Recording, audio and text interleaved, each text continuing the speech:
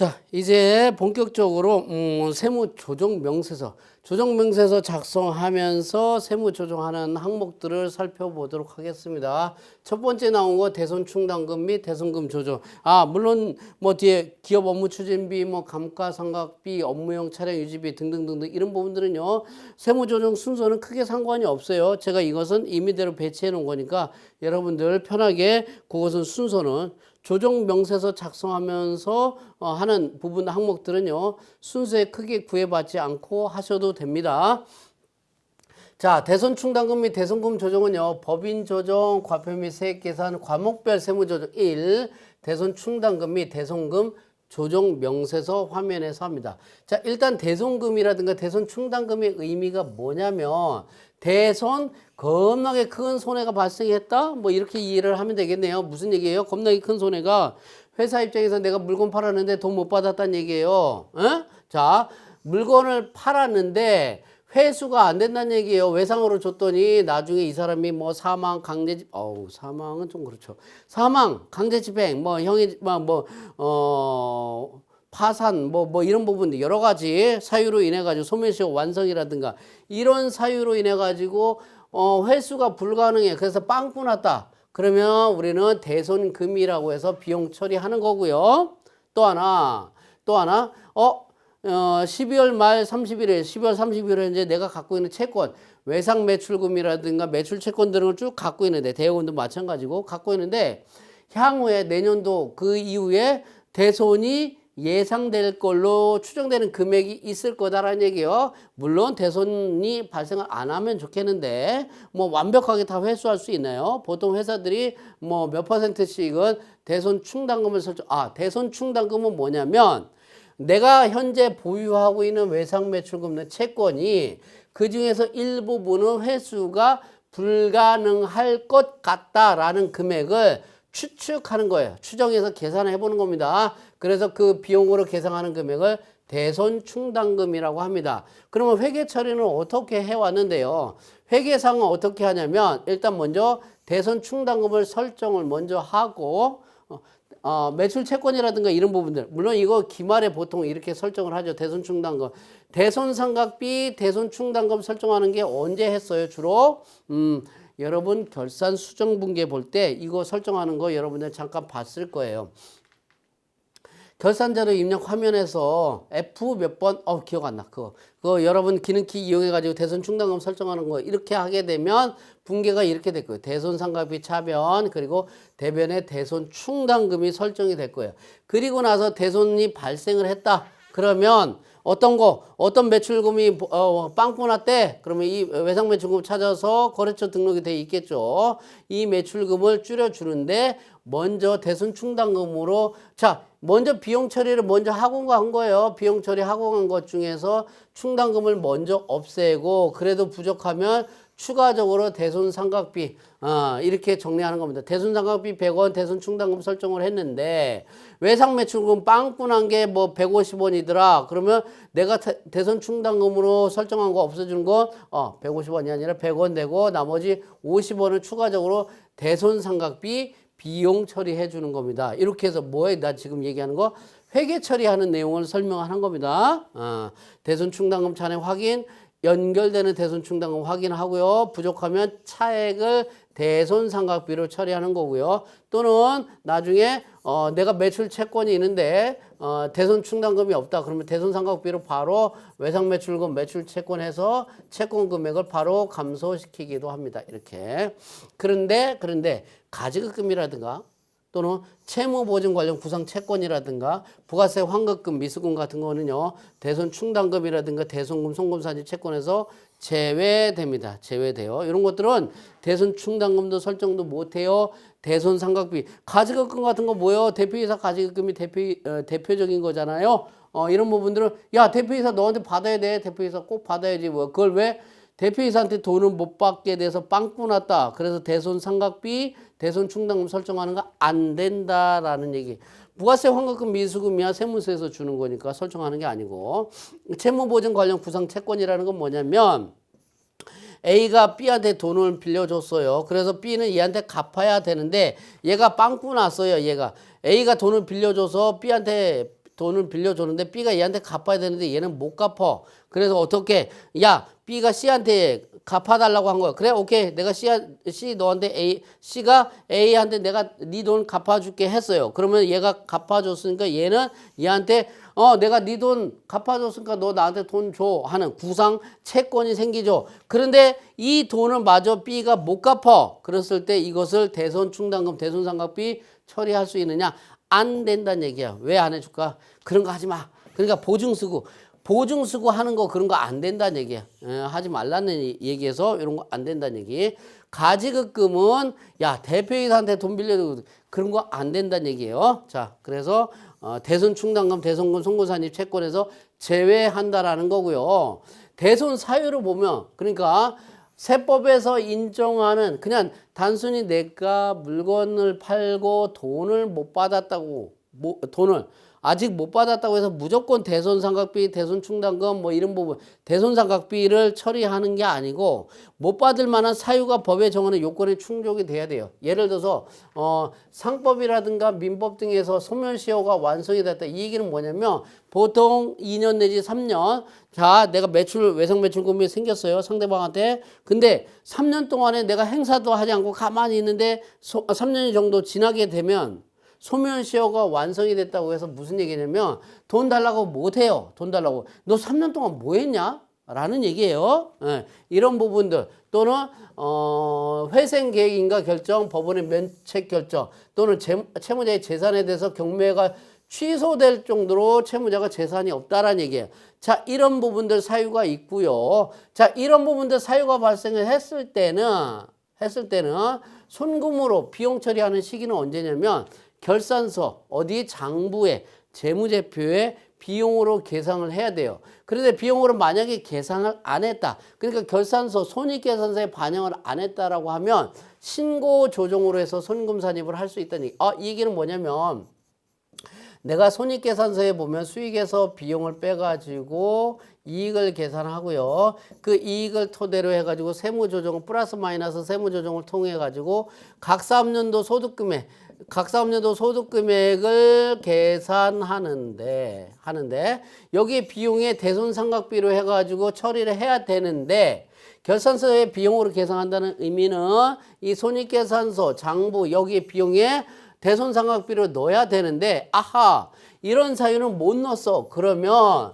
신고 조정으로 어떻게 세무조정 과정에서 어떻게 송금산이 소득처분은 뭘로 마이너스 유보 처분해서 각 사업년도 소득금액을 줄여줄 수 있다라는 거. 이게 신고 조정이다. 그러니까 이런 사례에 해당이 될 때는 결산서에 반영을 하든지 결산서에 반영을 못했으면 신고조정으로 세무조정을 통해 가지고 각 사업년도 소득금액에 반영을 해줘라. 그런데 신고조정으로 송금산입도 이것도 안 했네. 결산서에 비용 계상도 안 했어. 신고조정으로 소득금액 조정각계표에도 반영도 안 했어. 그때는 어떻게 할 거냐. 이런 사유는 뭐 어떻게 나중에 X2년도에 그거 넣었어야 되는데 신고했어야 되는데 X2년 거 못했어. X3년 4년 지났다. 그러면 X2년도 것을 깎아주세요. 세금 깎아주세요. 해서 경정청구를 해야 된다는 얘기. 경정청구가 가능하다는 얘기고요. 대손 사유 중에 빵꾸나는 사유 중에 부도 발생일로부터 6월이 지난 수표 어음 외상매출금, 채무자 파산, 강제집행, 사업 폐지, 사망 등등등등 이런 식으로 해서 회수가 불가능한 채권 또는 회수기일 6월 이상 경과한 30만 원 이하의 채권이라든가 이런 부분들 중소기업 외상매출금 그래서 2년 이상 지난 이런 부분들은 언제 송금산입하느냐? 해당 사유, 이런 사유가 발생을 해서 장부에 비용으로 계상한 연도에 송금으로 인정을 해줍니다. 그런데 장부에 비용으로 계상 안 했어. 그러면 세무조정을 통해서 송금산입할 수 있느냐? 안 된다는 얘기예요. 그리고 나서 몇 년 지나서 경정청구 깎아주세요 할 수 있느냐? 이것도 안 돼요. 그러면 어쩌라고? 그럼 다음 연도에 하든가. 다음 연도에 결산서에 비용 계상을 해줘야 된다라는 얘기입니다. 요게 그래서 결산조정사항, 이렇게 신고조정사항에서 구분해서 사례를 두고 있다라는 얘기입니다. 여러분들이 주로 활용할 수 있는 부분들은 뭐냐면 거래처 중에 막 그냥 조금만 금액들 있잖아. 30만 원 미만 되는 거 이런 부분들 채권들 빨리빨리 떨어버리고 결산서에 반영해서 대손상각비를 처리해 주는 부분들이 좋고요. 이런 부분들 중에서 특수관계자 거래 채권은 야 그거는 대손 처리 안 돼. 특수관계자가 있으면 내놓으라는 얘기고요. 재산이 있느냐 없느냐 입증이 없어도 가능하다는 이런 부분들. 사업 폐지 같은 경우 흔하게 발생을 할 수 있을 것 같아요. 사업 폐지. 뭐 사망 막 이런 거 실종 무시무시한 얘기니까 이런 얘기는 좀 빼고요.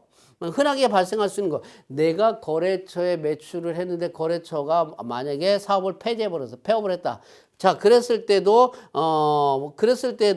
대손 사유에 해당이 돼서 대손상각비 처리하면 되는데 이럴 때는 야, 돈 달라고 열심히 노력했니? 그런 거 하나 하고 무재산인지 아닌지 확인을 재산이 없어야 된다는 얘기예요.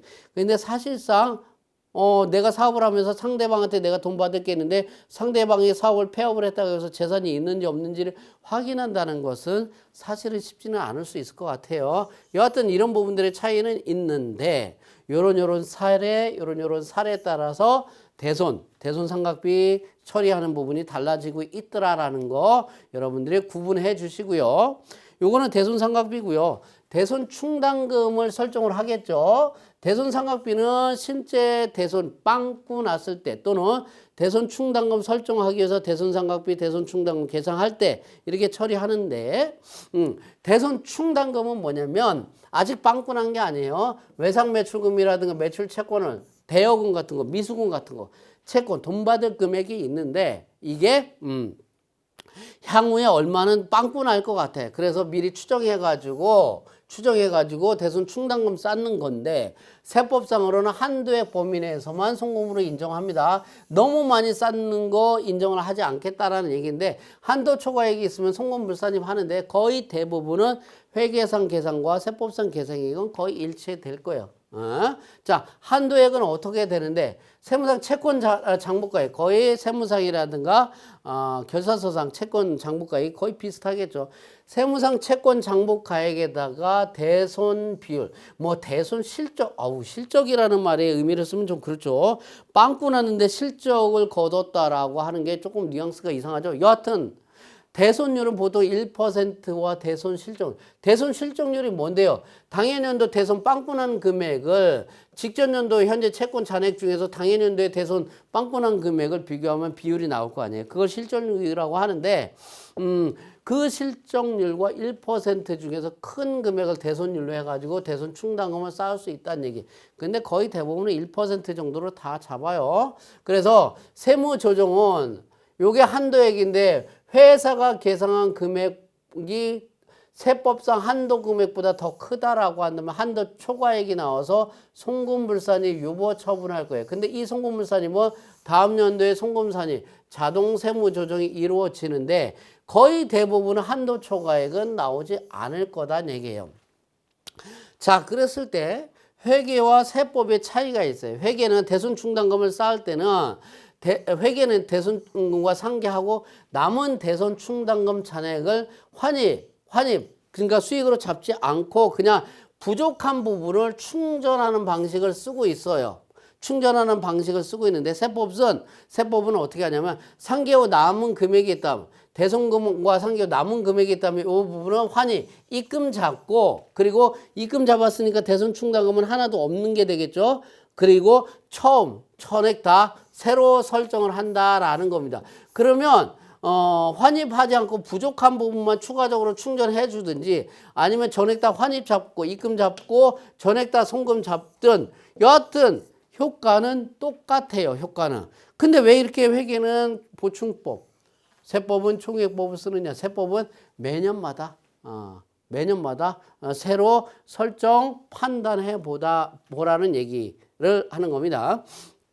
기타 대손금과 관련한 사례를 보면요. 거래처하고 약정해서 채권을 포기할까? 그럴 때는 대손금이 아니고요. 그때는 접대비 또는 기부금으로 처리를 합니다.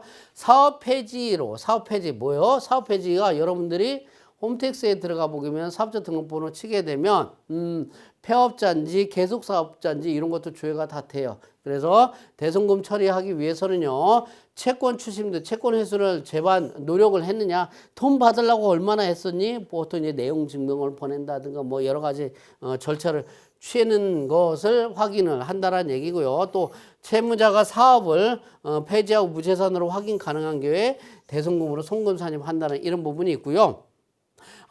법인이 공금을 횡령한 사용, 직원이 공금을 횡령했어요. 이런 부분들에 대해서는 형사, 고소, 막 이런 거 저런 거 다 취했다. 그러면 법원이 강제 집행 결과, 압류 집행 불능조서, 뭐 등등등 이런 부분들이 작성이 됐다면, 회수 가능 재산이 없음이 확인됐다라고 봐가지고 송금 산입할 수 있다라는 거. 자, 부도라든가 당좌 거래 정지 이런 부분들은 여기에서 금융결정 홈페이지 유노트 여기에서 확인할 수 있다는 것은 여러분들이 참고적으로 보시면 될 것 같고요. 자, 대손금 관련해서 세무 조정하는 조정명세서 작성하는 거는 아주 간단합니다. 뭐냐면, 자, 대손 충당금 및 대손금 조정 명세서 첫 번째 대손금 조정에 들어가서, 자, 대손금 조정에 대손 발생에 대한 내역을 입력을 하는데, 예? 여기 채권 잔액 2번 채권 잔액 가가지고 커서를 두고 여기 커서를 두고 F12 여기 커서를 두고 F12 불러오기 해서 재무상태표상의 채권 잔액을 쭉 다 반영을 합니다. 쭉 다 반영을 해요. 채권 잔액을 반영하고요.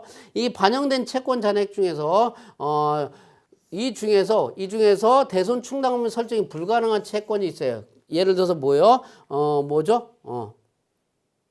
가지급금이라든가 구상채권이라든가 뭐 등등 여러 가지 몇 가지 있다면 그 부분은 삭제를 해서 합니다. 삭제하고요. 그 다음에 여기 대손금 조정 여기 보면 29번 부인액, 요 부인액과 그리고 32번의 요 부인액은요, 29번 부인액 그리고 32번의 부인액 금액은 F12 불러오기 할 때 기말 현재 대손금 부인 누객에 자동 반영돼서 설정 대상, 여기 부인액이 있다면 자동 반영이 돼가지고 설정 대상 채권에 포함이 됩니다. 근데 거의 그런 부분 항목들은 없을 거예요. 없고요. 그 다음에 여러분들이 3번 대손 충당금 조정 여기에 장부상 금액 8번 장부상 금액입니다. 어디 갔어?